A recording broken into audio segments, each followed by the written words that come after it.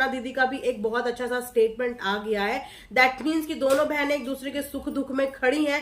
तो ये देखने वाले भी देख लेंगे कि कितने दिन तक आप दोनों एक दूसरे के लिए खड़ी हुई मिलती हो, क्योंकि आप लोगों का प्यार कन्वीनियंस के अकॉर्डिंग बट जाता है, बंटवारा हो जाता है। जब माँ ने बेटी को नहीं बख्शता, तो कल अगर थोड़ा सा कुछ वहां से सपना दीदी ने कर लिया तो क्या सुनीता दीदी उनको बख्श देंगी? या कल सुनीता दीदी ने कुछ कर दिया तो सपना दीदी उनको बख्श देगी? क्योंकि बहुत अच्छा प्लेटफॉर्म जो आप लोगों को मिला हुआ है कि जब भी लड़ाई हो, जब भी झगड़ा हो, कैमरा उठाओ और एक दूसरे की धज्जियां उड़ाओ। Hello friends, welcome back to today's reaction video और मैं हूं ज्योति। वेलकम करती हूं आप सभी का अपने चैनल में। सो अगर आप चैनल में न्यू है तो मेक श्योर चैनल को जरूर सब्सक्राइब कर दीजिए। So without further delay let's get start the video. Just अभी सपना दीदी का भी एक रिएक्शन आया है अपनी बहन की कल की वीडियो के ऊपर, और उन्होंने बस एक सेकंड भी आई थिंक पूरा नहीं बोला होगा, बस ये बोला कि सुनीता दीदी का वीडियो देखा, मैंने उन्हें बोला आप यहाँ आ जाओ क्योंकि मैं तो वहां नहीं आ सकती। सो एक तरीके से सपना दीदी ने अपना पल्ला झाड़ते हुए ये चीज क्लियर ऑडियंस को कर दी और अपनी मजबूरी ऑडियंस के सामने रख दी, क्योंकि वो जानती है कि जब लास्ट टाइम सपना दीदी की कंट्रोवर्सी हुई थी तो सुनीता दीदी को ऑडियंस ने बहुत ज्यादा ट्रोल किया था और उनके मैसेजेस में बार बार उनको यही बोला जा रहा था कि आप जाके मिल के आओ, आप जाके मिल के आओ। बहनों का प्यार, खून के रिश्ते, इन सब चीजों का हवाला देके ऑडियंस इतनी बुरी तरह जो है वो सुनीता दीदी के पीछे पड़ गई थी कि उन्हें सपना दीदी से मिलने के लिए आना पड़ा। उनकी खुद की भी इच्छा होगी पर प्रेशर ऑडियंस का भी था, इसीलिए उन्हें जल्दी से जल्दी अपना सारा काम काज छोड़ के सपना दीदी से मिलने के लिए आना पड़ा। अब सेम सिचुएशन वहां पे सुनीता दीदी की हुई है।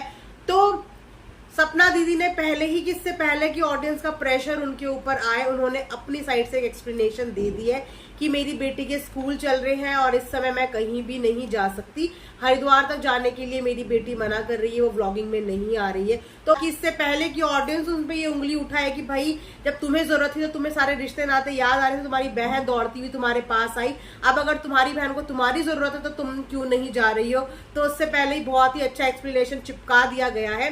खैर, इन दोनों बहनों की केमिस्ट्री भी समझ में नहीं आती है। दोनों ने एक दूसरे को रोने के मामले में कंपटीशन दिया हुआ है। अगर हफ्ते में 2 दिन एक रोती है तो दूसरी सोचती है ये 2 दिन रोई है तो मैं हफ्ते में 3 दिन रोऊंगी। और जो सबसे मेन बात जो मैं आप सबसे करने के लिए यहाँ पे आई हूँ वो ये कि मैंने कल की वीडियो में आप सबको बोला था कि जब भी 2 रिश्ते खराब होते हैं ना तो कॉम्प्लिकेशंस हमेशा बढ़ती है, खत्म नहीं होती। अब आज मैंने इनकी बेटी के चैनल पे लोगों के कमेंट्स देखे और मैं यहाँ पे वो कमेंट्स लगा लूंगी कि इस तरीके के कमेंट्स उसको किए जा रहे हैं, मुस्कान को, उसको गाली दी जा रही है, उसके बेटे को गाली दी जा रही है, इतनी गंदी गंदी बातें बोली जा रही है। क्या अब सुनीता दीदी के कलेजे पे ठंडक पहुंची है? क्या अब उनको बहुत अच्छा लग रहा है? क्या वो एंजॉय कर रही हैं कि लोग किस तरीके से उनकी बेटी को गाली दे रहे हैं? अगर बेटी को गाली देनी ही थी तो आप गाली दे देती, आप तो माँ थी। माँ की तो गालियां भी बच्चों के लिए प्रसाद होती हैं। आप गालियां दे देती, आपने दुनिया से अपनी बेटी को गाली खिलवा दी, जबकि उन दुनिया वालों ने आपकी बेटी को नहीं पाला, आपकी बेटी को नहीं पोसा, उनके खर्चे नहीं उठाए, उसको बचपन से लेकर बड़ा उन दुनिया वालों ने, उन ऑडियंस ने नहीं किया, आपने किया था। आपका हक बनता था। आप नाराज थी तो आप अपनी बेटी को डायरेक्ट गालियां देती, कोसती, कुछ भी बोलती, महफिल के बीच में उसे छोड़ दिया कि आओ नोचो और इसको खाओ। तो मुझे ना इस तरीके की बॉन्डिंग आप लोगों के रिश्तों की बिल्कुल समझ में नहीं आती।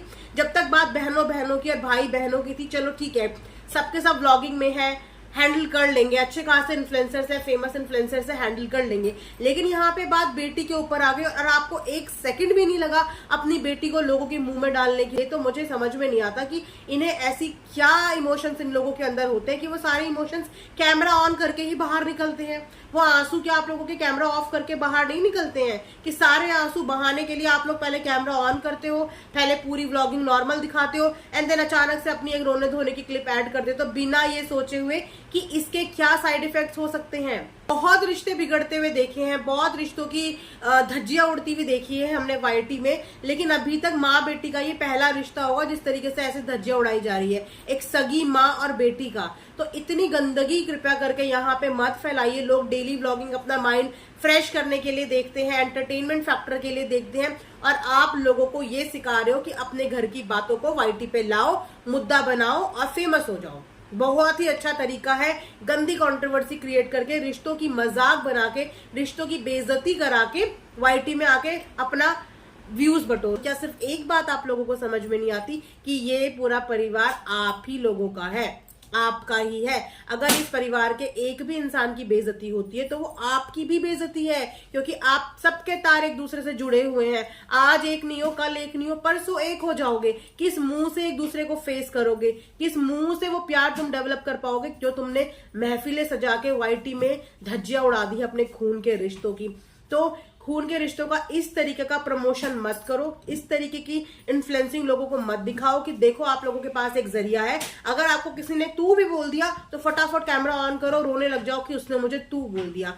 इस तरीके की गाइडेंस मत दो। एक अच्छे खासे मैच्योर लोग हो, मिडिल एज के लोग हो, दुनियादारी सब कुछ देख चुके हो, उसके बाद अगर ये बचकान हरकतें तुम लोग करते हो, एक बच्चों से तो चलो इस चीज की उम्मीद कर सकते हैं कि उनको इतनी मैच्योरिटी नहीं होती, चीजों को हैंडल करने का तरीका नहीं आता, लेकिन हम मैच्योर लोगों से, मिडिल एज के लोगों से, आप लोग कितने सारे हो जो बड़े बड़े हो, बच्चों की शादी कर चुके हो, आप लोगों से हमें कुछ सीखने को मिलना चाहिए। लेकिन आप लोग सिखाने के तौर पे हमें इम्पेशेंट बिहेवियर सिखा रहे हो कि कैसे पेशेंट लेवल को खत्म कर दो और बस तमाशे सजा दो, अपने घर के सजा दो, अपने पति के, अपने बेटे के, बच्चों के, बहन के, भाई के, सबके तमाशे इस वाईटी पे लगा लो। तो इन सब चीजों को मैं बिल्कुल भी सपोर्ट नहीं करती। फैमिली की अपनी खुद की एक पर्सनल लाइफ होती है, अपनी पर्सनल रिस्पेक्ट होती है, इस डिग्निटी और इस रिस्पेक्ट को मेंटेन करके रखो। सो ये था मेरा आज का एक छोटा सा रिएक्शन वीडियो। आई होप कि आप लोगों को पसंद आया होगा। पसंद आया होगा तो चैनल को सब्सक्राइब करना बिल्कुल ना भूलें। And thanks for watching earth mom Dehradun.